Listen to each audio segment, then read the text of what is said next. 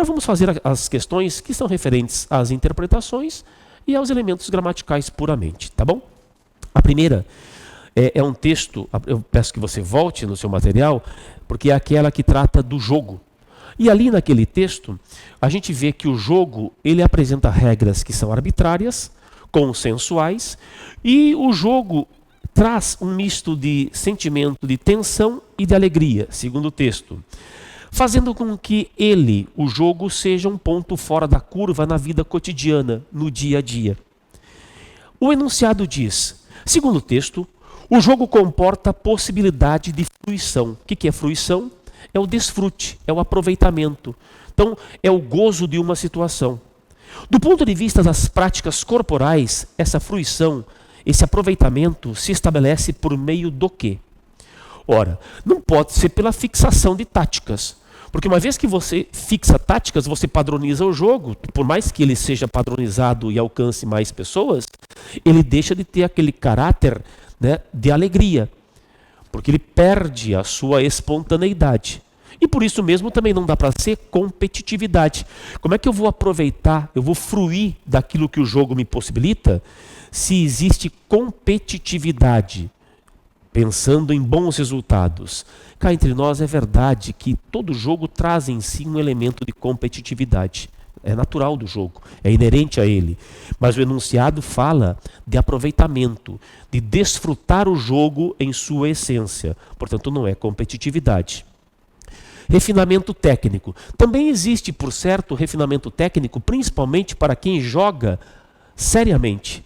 Então, uma coisa é você brincar de futebol com seus amigos, você jogar um baralho à vontade, jogar um jogo de tabuleiro. Outra coisa é você competir por isso. E aí, o refinamento técnico, o treino, eles vão pedir que haja muito mais tensão e menos alegria. E, portanto, aquele ponto fora da curva na vida cotidiana não se faz de uma maneira tão clara. A resposta, dentro da perspectiva do enunciado, era a letra D. Caráter lúdico, o de brincadeira. Ludus é o jogo por si, em latim. Caráter lúdico que permite experiências inusitadas. E a experiência de cada um de nós, por exemplo, quando pequenos, nas aulas de educação física, que eram aulas completamente diferentes da aula ordinária, da aula comum, né, dentro de sala de aula, nos remete a uma lembrança que mostra esse caráter lúdico, né? Num momento, o jogo da educação física nos revela algo que era ponto fora da curva do cotidiano. Uso tecnológico que amplia as opções de lazer, isso não tem nada a ver dentro do texto, tá bom? Aí você avança e você tem gramática, bem gramática pura, que é de acentuação. Uma acentuação a partir de dois enunciados, né? Todos os dias recebemos pedras, mas o que construímos com elas? Uma ponte? Um muro? Adoro esta frase de Albert Schweitzer, né? Albert Schweitzer.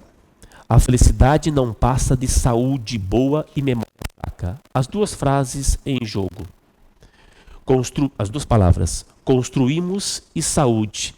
Ele pede a justificativa de regra. Olha, elas não são proparoxítonas, ou seja, a tônica não cai na antepenúltima. Então, imaginando 3 palavras de 3 sílabas, né? A sílaba tônica seria aqui paroxítona. Se ela caísse aqui, ela seria paroxítona. E se ela caísse aqui, ela seria proparoxítona. Então aqui eu tenho jacaré, aqui eu tenho cadeira, e aqui eu tenho técnico. Veja, não são proparoxítonas. Essas palavras são palavras paroxítonas. Saúde, construímos, tá? Saúde, construímos. As duas são paroxítonas. Mas a resposta não é a letra A, porque não são, a regra não é tratar-se de paroxítonas constituídas por I e U. No caso específico de saúde e construímos, nós temos aí o hiato, que é a separação das duas vogais. As letras I e U tônicas do hiato merecem ser acentuadas. Portanto, resposta letra C. Esse é o mesmo caso que você poderia encontrar, por exemplo, em juízes, viúva, saíste, em que o I e o U formam a sílaba tônica, isolados ou seguidos de S no hiato. Beleza? Resposta letra C. Não se esqueça, se você separa o I e o U, ficam isolados em hiato, eles virão acentuados. Ah, mas por que Raul não tem acento?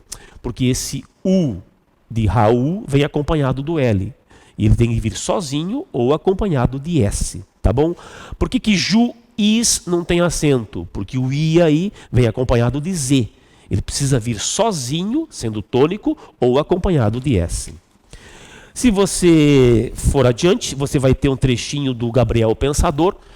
Até quando? Não adianta olhar para o céu com muita fé e pouca luta. Levanta aí que você tem muito protesto para fazer e muita greve. Você pode, você deve, pode crer. Não adianta olhar para o chão, virar a cara para não ver. Se liga aí que te botaram numa cruz e só porque Jesus sofreu, não quer dizer que você tenha que sofrer. As escolhas linguísticas feitas pelo autor dão ao texto caráter atual pelo uso de linguagem própria da internet. Não tem nada a ver. Cunho apelativo tem. Pela predominância de imagens metafóricas. Não tem a predominância. Até tem imagem metafórica, você é Jesus. Mas não é o predomínio. Tom de diálogo. Tem. Pela recorrência de gírias. Aí não aparece. Não há uma recorrência, uma insistência em gírias. Espontaneidade pelo uso da linguagem coloquial. Não adianta olhar pro céu. Levanta aí. Tem muito protesto para fazer. Não adianta olhar pro chão. Se liga aí que te botaram. Tudo linguagem coloquial, sem dúvida, né?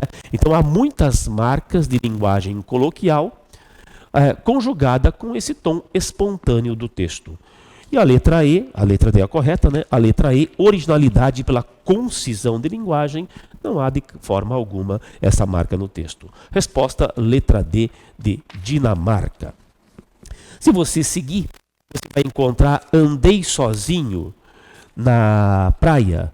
Andei na praia a pensar no jeito da tua saia quando lá estivesse a andar. 3 vezes o verbo andar.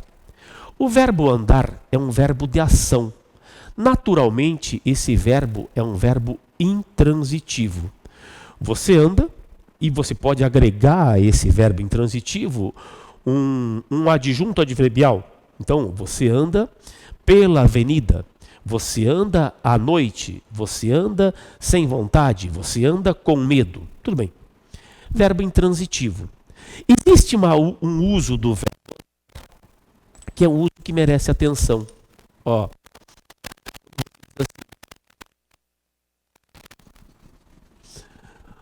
Você não, né? Porque já disseram isso. Ando meio desligado. Esse andar aqui não é um andar físico.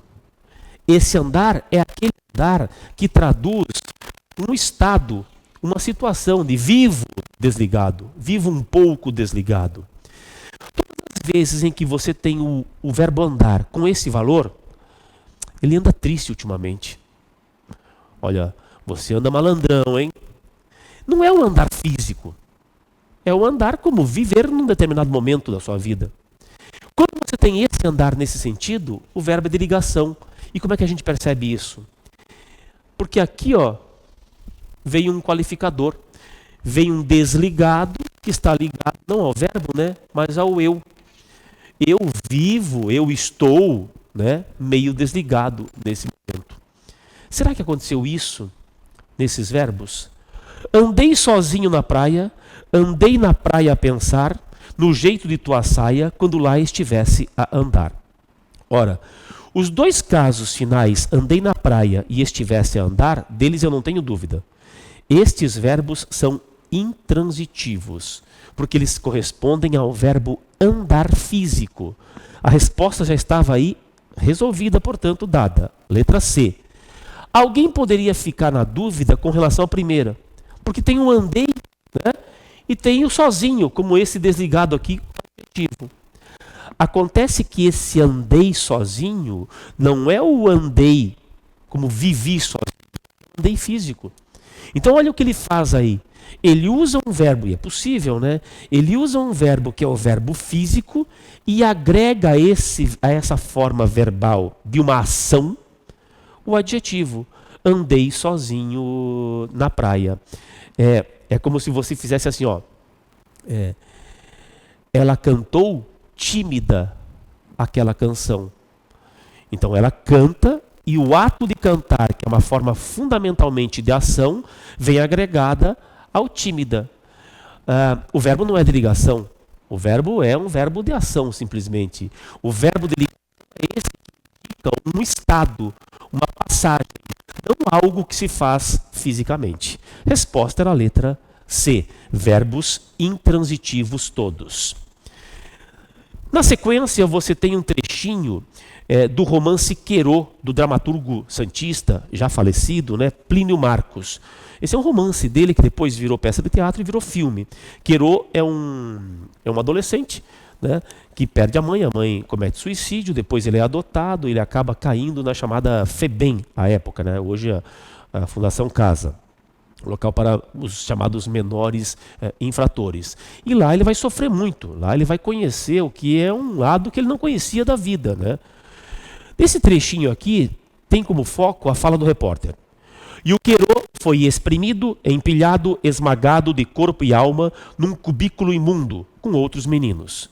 Meninos todos espremidos, empilhados, esmagados de corpo e alma, alucinados pelos seus desesperos, cegados por muitas aflições. Muitos meninos com seus desesperos e seus ódios, empilhados, exprimidos, esmagados de corpo e alma no imundo cubículo do reformatório. E foi lá que o Querô cresceu.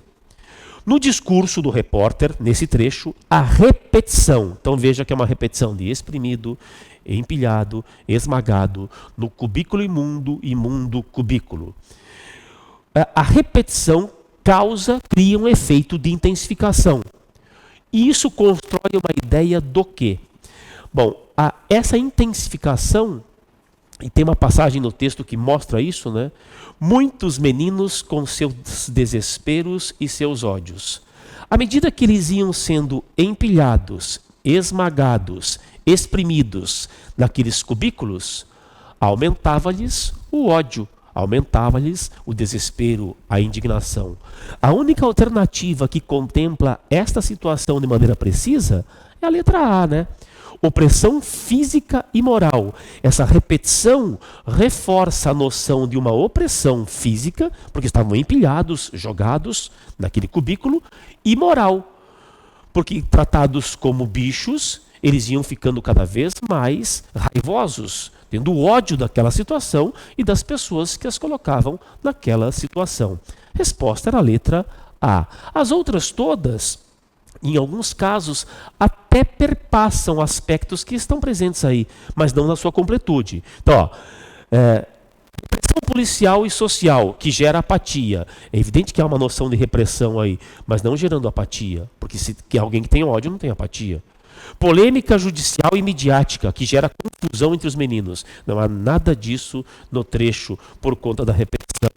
Concepção educacional e carcerária, que gera comoção nos meninos. Os meninos não foram tocados positivamente, vamos dizer assim, por conta daquele tipo de educação, entre aspas, é evidente que eu estou colocando entre aspas, e carcerária a que estavam submetidos. Informação crítica e jornalística que gera indignação entre os meninos. Nem há isso e nem os meninos poderiam saber como era vista a situação deles. Não há a indignação dos meninos por conta da crítica feita pelo jornalista. Resposta letra A. Quem vivia naquelas condições, né, só podia desenvolver situação de ódio por conta da opressão física e moral. A questão a seguir é aquela das imagens, da coerência textual, em que ele pergunta quem não poderia corresponder ao mal do século. Bom, aqui com um pouquinho de atenção e imaginando que se esta aula estivesse sendo dada há 15 anos, entre os alunos certamente haveria um grupo muito maior do que há hoje de fumantes. Porque há 15 anos, seguramente, o número de adolescentes que fumava era maior do que o de hoje. O ato de fumar, ele passou a ter um estigma, como todos vocês bem reconhecem, né? E as normas de civilidade, as normas de convivência social fizeram com que o ato de fumar ficasse restrito a determinados lugares, a determinados grupos. Então, antigamente você fumava em pleno restaurante. Dentro do avião não, mas dentro de um ônibus as pessoas fumavam, tá? Hoje não. O que é mal do século aqui? Aquilo que não for vai ser a resposta. Então, primeiro nós temos telas de remédio, né? Essa medicação, automedicação exagerada, muitas vezes desmedida, para poder curar os males que as pessoas vivem. A letra A é mal do século XXI. É um sintoma de nossa época. Não é resposta. Olha lá, a má alimentação, né? Os hábitos alimentares nocivos. Aqui o cidadão está comendo uma pizza, com todas as consequências para a saúde dessa má alimentação. Isso é bem típico do momento que vivemos. Mal do século XXI. A 2 também não pode ser resposta.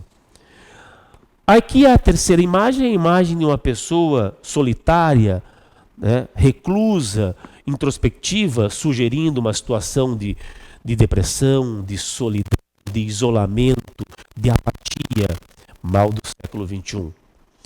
A quarta imagem é alguém aí, né, como que hipnotizada, e veja que acorrentada por um celular, mesmerizada por um celular, pela tecnologia à sua mão, mal do século XXI.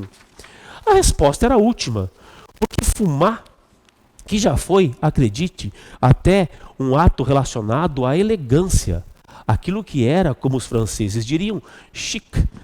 O ato de fumar não é considerado um mal do século XXI propriamente. Ele é uma atitude que muitos consideram, para usar o francês de novo, démodé, ultrapassada. Resposta era a letra E, portanto. Tá bom? Aí nós temos na sequência um textinho que traz uma passagem do romance Helena, do Machado de Assis. Eu vou ler aqui, depois vou levantar alguns aspectos para você poder identificar qual é o tipo de texto que predomina aqui. Era uma moça de 16 a 17 anos, delgada sem magreza, estatura um pouco acima de mediana, talhe elegante e atitudes modesta. A face de um moreno pêssego tinha a mesma imperceptível penugem da fruta que tirava a cor. Então, lembrava, né? Você vai ver aí, ó, o pêssego. Naquela ocasião, tingiam-na uns longes cor-de-rosa, a princípio mais rubros, natural efeito do abalo. As linhas puras e severas do rosto parecia que as traçara a arte religiosa.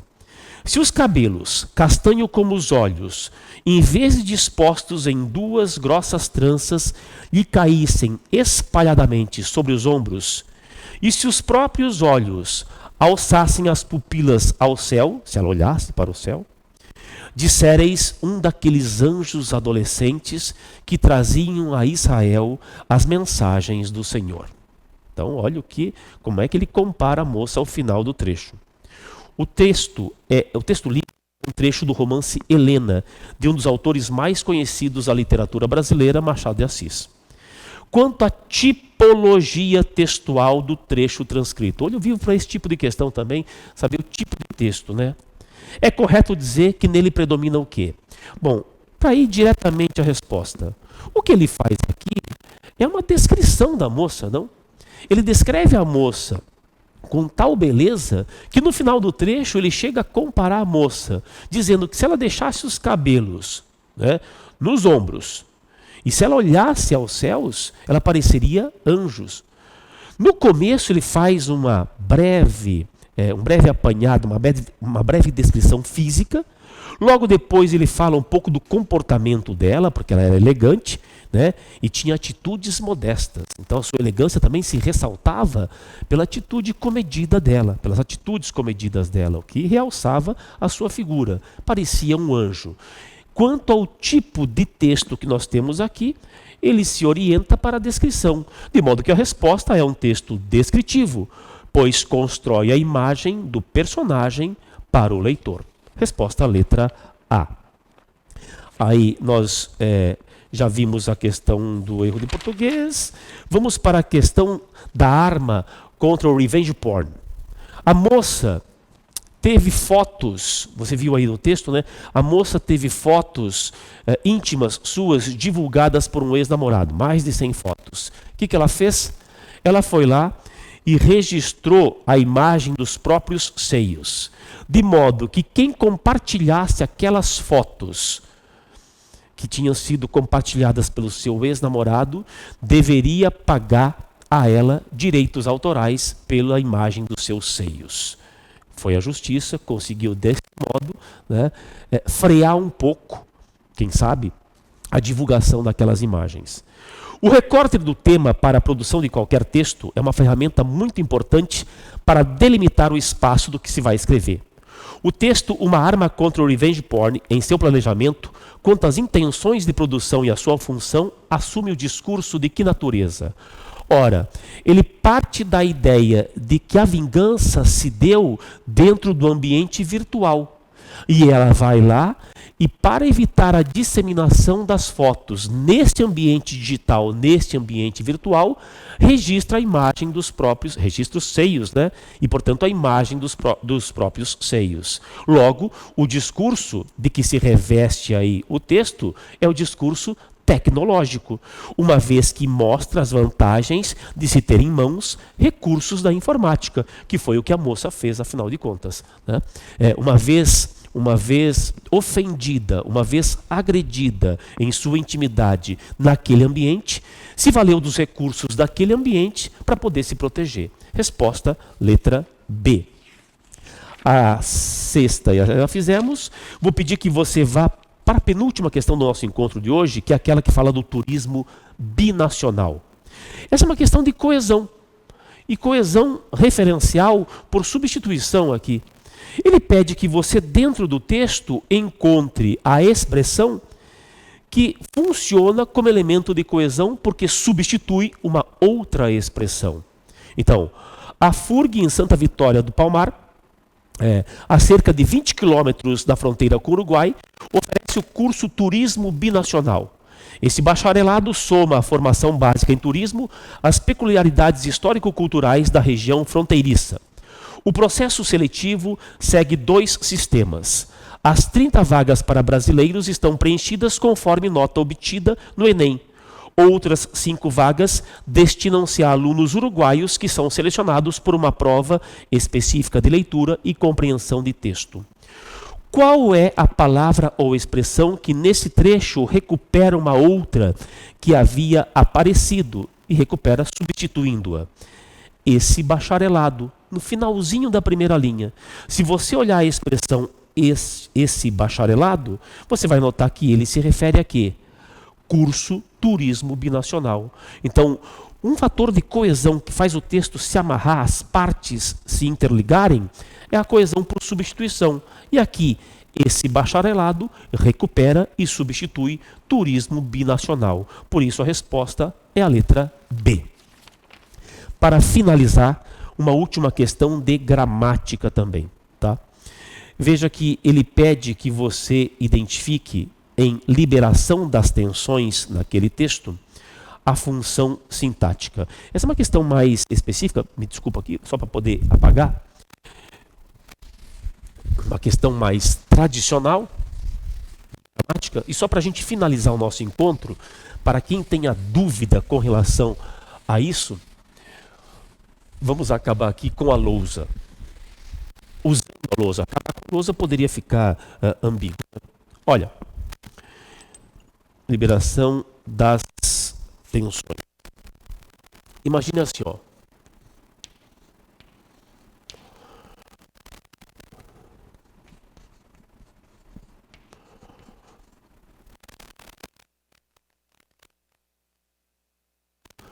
Jogo de tabuleiro.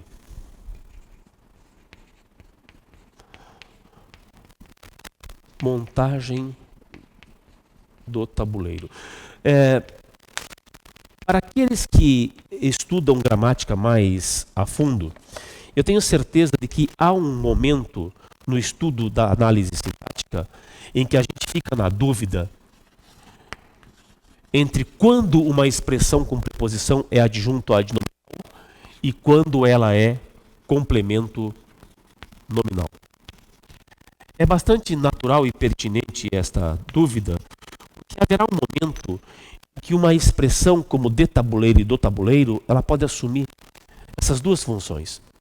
Agora, tem uma coisa que nos garante, assim, de uma maneira bem tranquila e pacífica, resolver isso. Os tipos, me permita colocar aqui outro tipo de, fazer assim, este jogo de tabuleiro.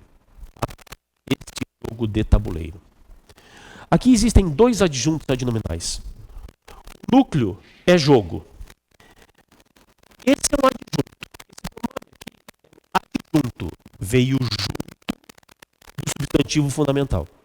Por isso se diz adjunto. Ele é uma palavra periférica. Por que esse de tabuleiro, que é uma expressão preposicionada, também é um adjunto adnominal? Por um motivo simples. Ele está ligado a um substantivo, só que é um substantivo concreto. Então, a primeira marquinha que você poderia guardar, para começar a diferenciar isso, é a seguinte. Quando você ficar na dúvida entre esses dois, lembre-se, complemento nominal sempre vai ter preposição. Adjunto adnominal pode ter preposição. Olha aqui, esse não tem, mas esse tem. Aí, por que você vai de uma maneira tão incisiva dizendo que é adjunto adnominal? Porque aqui é jogo, e jogo é um substantivo concreto. Se eu fizesse assim, giz de cera, eu não vou nem titubear na função sintática desse de cera. A função sintática aqui é adjunto adnominal. Por quê? Porque essa expressão com preposição está ligada a um substantivo concreto. Só por isso. Quando você tem montagem do tabuleiro, tem um adjunto agora aqui. Mas como montagem é um substantivo? É que montagem é um substantivo abstrato. É o ato de montar. Então, quando o substantivo aqui é abstrato, eu preciso tomar cuidado. E é isso que acontece aí, no texto e na questão. Quando você tem montagem do tabuleiro, é preciso fazer aqui uma pequena análise bem rápida. O ato de montar. O tabuleiro, ele é o agente, ele monta alguma coisa, ou ele é o paciente que é montado? Em montagem do tabuleiro, o tabuleiro monta ou é montado? Ele é montado. Ele é o paciente. Então, esse tipo de pergunta, de questionamento, eu só posso fazer se o substantivo for abstrato. Não tem sentido falar se o tabuleiro é agente ou paciente do jogo, né? Se o tabuleiro é o alvo da montagem, se ele é montado, a função sintática dessa expressão é complemento nominal.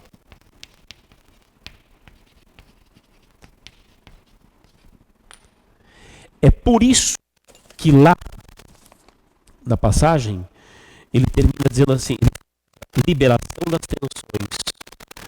Por que liberação das tensões? Por que esse das tensões aqui é um complemento nominal como esse que a gente acabou de ver do tabuleiro? Complemento nominal. Tem preposição. A do complemento nominal, vamos de uma maneira bem didática. Complemento nominal é uma expressão que precisa vir preposicionada. Isso é uma marca dele sempre. Depois, precisa estar ligado a um nome, né? Se é um complemento nominal, se aqui fosse verbo, nunca que isto seria complemento nominal. Complemento nominal precisa estar ligado a um nome abstrato. Para ser complemento nominal, não é que as tensões liberem alguma coisa. As tensões foram liberadas. tensões são o paciente da liberação. Não, ó, a tensão libera ou a tensão é liberada em liberação das tensões? As tensões são liberadas, por isso o complemento nominal. O aluno atento e esperto, para finalizar essa explicação, né, pensaria assim: tá, mas e se por acaso, em vez de sofrer a ação, o termo que tem preposição, se por acaso ele fizer a ação, ótimo. E aí ele termina, tá? Imagine que eu tenha assim, ó, convocação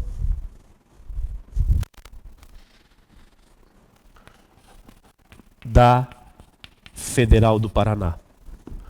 Convocação do aluno. Imaginando que saiu a lista, tá?